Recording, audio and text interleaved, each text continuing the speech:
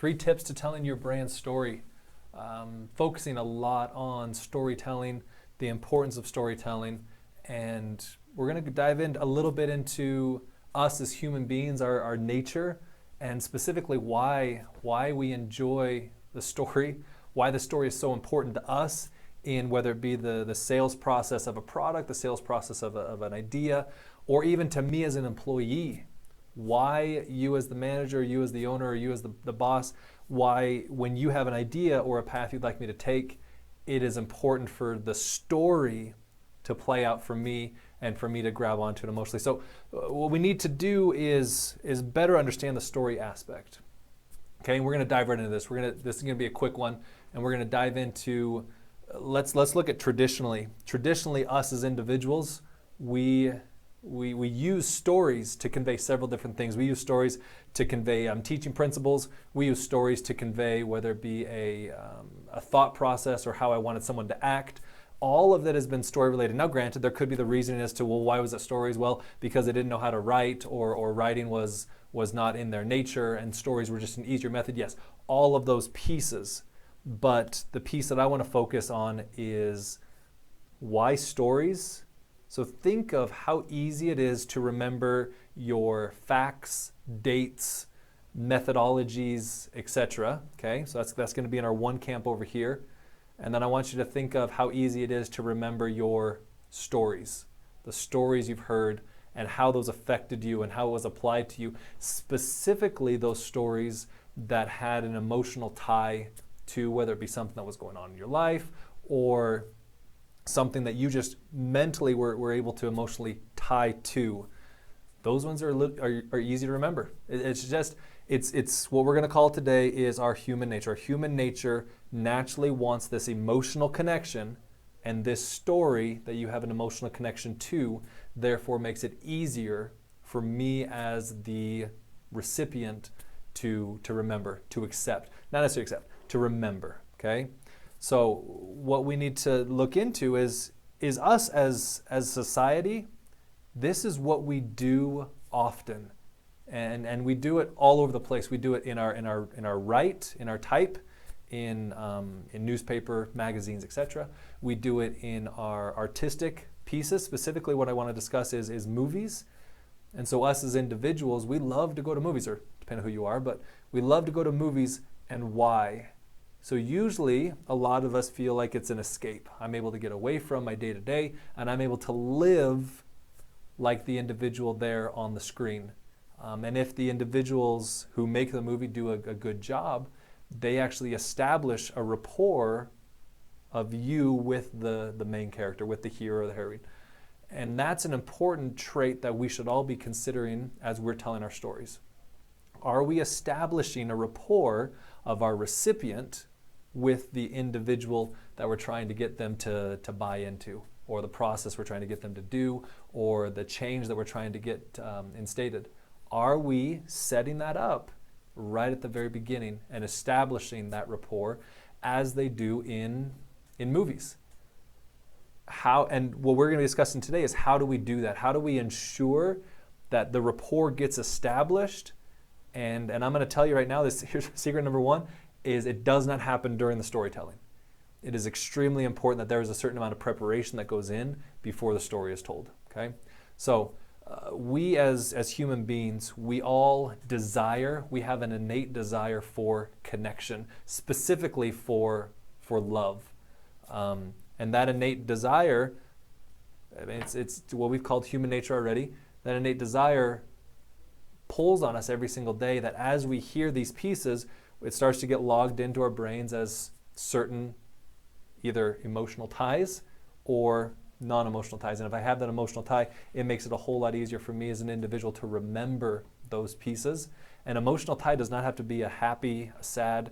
It can just be a pain. So us as human beings, we often try to get away from pain. And then there's 2 ways that we strive to get away from pain. We just try to cancel out the pain, right? Just no more pain option. Or number 2 is we strive for pleasure, okay? So either I cancel out the pain, or I'm actually going away from pain towards pleasure. And us as individuals, I want you to be thinking about you as an individual, which do you strive for? Do you strive for canceling out the pain, or do you strive for seeking after the pleasure? So that's important. Piece number one is for us to understand ourselves in that regard, okay? After we understand ourselves in that regard, then we can better apply pieces from ourselves into the individual we're trying to relate with, right? So it's important to note that when you are selling a product, and when I say selling a product, I do not mean you've got an online e-commerce store, or I do not mean that you've got a tangible product or a service or a piece. All of those, yes, but anytime you are communicating with an individual, you are often selling. You're either selling an idea, you're selling, yes, a product, a tangible service. I mean, even this morning when we had our morning meeting and we go over the mistakes and we go over the current goals, we go over our current KPIs, we go over what's on our list to do that respective day, we often are still selling the important pieces that need to be accomplished that day. We often are selling that KPI was in fact a success or a failure, and here's why, and telling that story as to why we're considering it a success or we're considering it a failure. I mean, just because we have these established matrix, it does not mean that stories don't still play out as to why success or why failure. So throwing that out there, that we are often selling when we don't, as human beings, we don't consider it selling. We just consider it day to day, okay? All right, so we're gonna dive into this really quick. As an individual, we do not buy a product, a service, or an idea. We don't. What we buy is how good we think we're gonna feel while we're using them. So again, us as a consumer, we do not buy a product, a service, or an idea. We buy how good we think we're gonna feel while we're using them. And I want you to put that into your head, into your day-to-day lives. Is that true? Is it true that I do not buy the product because it was big, because it was shiny, because it had 8,000 pixels, because it could perform this piece? Do I buy it because it would accomplish my task and I wouldn't be frustrated with my battery dying at the end of the day? Do I buy it because of the way it looks, and that look makes me feel a certain way? Or that look is going to make someone else feel a certain way about me because, oh, look at that individual that could afford, or etc. So that's a piece that you need to better understand and better realize. And we fought this for a long time. We fought the thought process that people don't buy product on features. People don't buy product on specifically the shape or the aesthetic aspect of it. And so we would sell those often. Feature A, feature B, this is exactly how it looks, this is exactly how it attaches, this is exactly A, B, C, and D. We often would not sell on, this is what you're going to be able to accomplish because of it, this is what you're going to be able to become because of it. It was just feature-based. And as you can imagine, our sales were stagnant. We kind of hit a level that we could not exceed above because it was often feature-based. Individuals want to have an emotional tie. We talked about this at the very beginning. They want to have an emotional tie, but us on our side, right here at our office, we were often selling on features. So it wasn't until we truly embraced this thought process of people buy how they're going to feel, okay, that we actually started to excel, right? So my three tips. I'm not saying that my 3 tips are the end all of all tips on how to tell a story, how to create a story, how to help an individual understand these pieces, but for us, I'm just going off what us and our experience that we've had here. These are the 3 things that have helped us to excel above where we previously were. I know where we previously were, I know what changes we've done, and I know where we currently are now. And because of this one piece, this storytelling aspect, creating this emotional tie with our customer, helping them understand how they're going to feel by using our products, has taken us up to not just the next level, but the next 5 levels in all the products that we've designed and all the products we're currently selling. This is something we currently do today. So my number 1 is understanding who your client is. You need to understand their likes, their dislikes. You need to understand their fears. You need to understand their desires. Through understanding all of these pieces, you'll be able to tailor your story to their needs. Now, if you don't understand your individual, right there, you need to do some research. You cannot jump into this assuming that as you're going through the process, that the individual will then be able to relate to you without you having predefined understanding of who they are. Okay? Your story needs to apply to an emotional tie that they're going to have, a desire, a like, a hope, a fear. Any of those pieces, your story needs to relate to them through the emotional tie. So right there, using that piece, using that understanding of your recipient to shape your story is going to be important piece number one. All right, so understand them. Number two, what does your service, product, idea, etc., what does it solve? Okay, so you understand who your customer is, right? You understand their needs, their desires, everything they want. So your number two is your product, your idea, your service, the piece that you are currently selling. What does it solve for that individual? If you understand their needs, you should now be able to know what your product solves for that individual. And that is your job. It is not their job to understand what your product is and then what it can solve for them.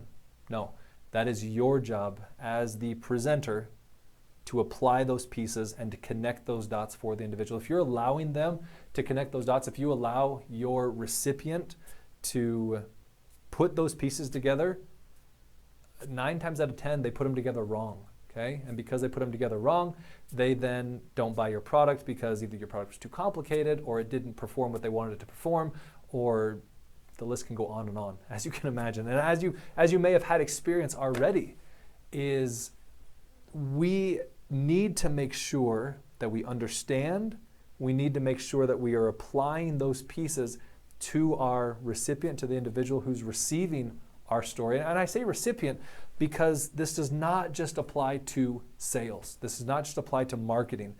Here, we talk a lot about our business and how we're establishing, how we're growing our business. And that's all in-house stuff.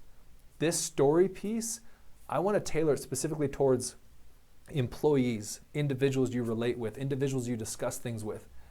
For you to have this skill of understanding the individual, creating a story that's going to take care of their needs, helping them understand how your idea, obviously we don't sell a lot of products and everything to the guy next door. Of course we don't.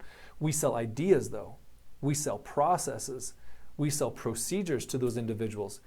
That's a piece to where if we can create a story that they can emotionally buy into, that makes it extremely helpful and extremely beneficial. So again, I'm gonna recount real quick. So number one is understanding your recipient, truly understanding who they are. Number two is understanding their needs.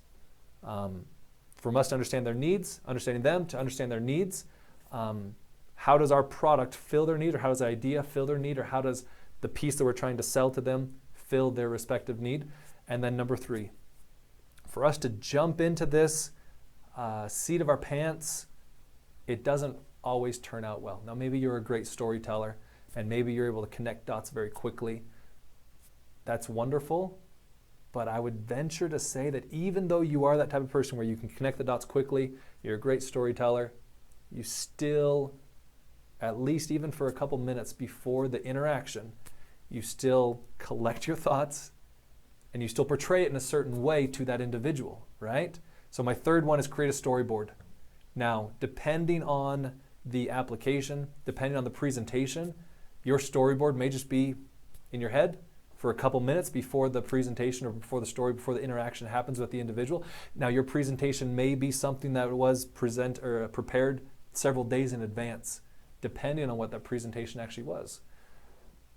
These are the three pieces that I have found have been extremely beneficial at our business to really shape and help us develop how we're doing on a daily basis. So just to recount one more time, I just want you to make sure that I drill this in. And again, I'm going to reiterate, I am not saying that this is the only way, but in our experience here, this is what we have found to be beneficial. Is number one, understanding your customer, understanding who they are, understanding what they need. Number two is how does your idea, your product, your service, your piece, how does it apply to that individual? You know them, now how does it apply? How does it help them? How does it serve them? How does it help them accomplish something? And then number three is create your storyboard. Ensure that you have everything laid out, even run a role play. Make sure, whether it be in your head or actually live or with another person, make sure you have pieces dialed in. From vocalizing your story, it helps you quite a bit to dial in pieces that either didn't flow very well or didn't seem to resonate very well with the individual or with the person that you are role-playing with. Vocalizing helps quite a bit to see where improvements can happen. So those are the 3 tips that I've really found to be extremely beneficial in the creation of the companies that we're doing here.